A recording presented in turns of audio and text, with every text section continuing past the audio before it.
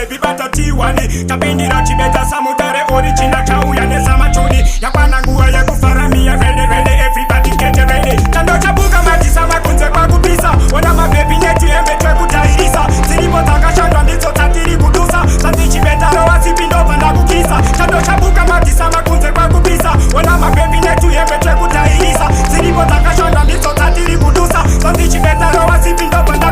ndapinda samanongovona nemakwandibhaiki skiri racho marisiva ndakakera koso ndakananga kumvura tapinda samatema isi nguva yekusama svikira moko racho ravanoti rinotura wotipa sheti apa uchidira tailuti kamweka atichuti ndinosisiva kangodaro kachakuva chuti uchazotonza kakutaura zvefotoshuti chando chabuka matisa makunze kwakupisa ona mabebi netuyembe twekutairisa ziripo dzakashandwa ndidzo dzatiri kudusa sandichibetaro wasipindobva ndakukisa chando chabuka matisa makunze kwakupisa ona mabebi netuyembe twekutairisa ziripo dzakashandwa ndidzo dzatiri kudusa sandichibetaro wasipindobva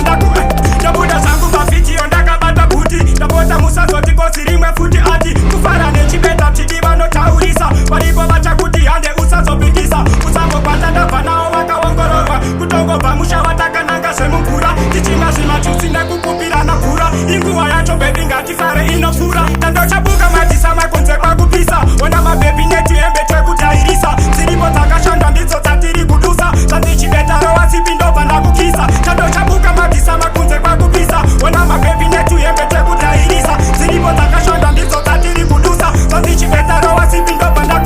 ndapinda savanongovona nemakwandibhaiki skiri racho marisiva ndakakera koso takananga kumvura tapinda samatema isi nguva yekusama svikira moko racho ravanoti rinotura wotipa sheti apa uchidira tailuti kamweka atichuti ndinosisiva kangodaro kachakuva chuti uchazotonza kakutaura zvefotoshuti tandochabuka matisa makunze kwakupisa ona mabebi netuyembe twekutairisa ziripo dzakashandwa ndidzo dzatiri kudusa sandichibetaro wasipindobva ndakukisa chandochabuka matisa makunze kwakupisa ona mabebi netuyembe twekutairisa ziripo dzakashandwa ndidzo dzatiri kudusa sandichibetaro wasipindobva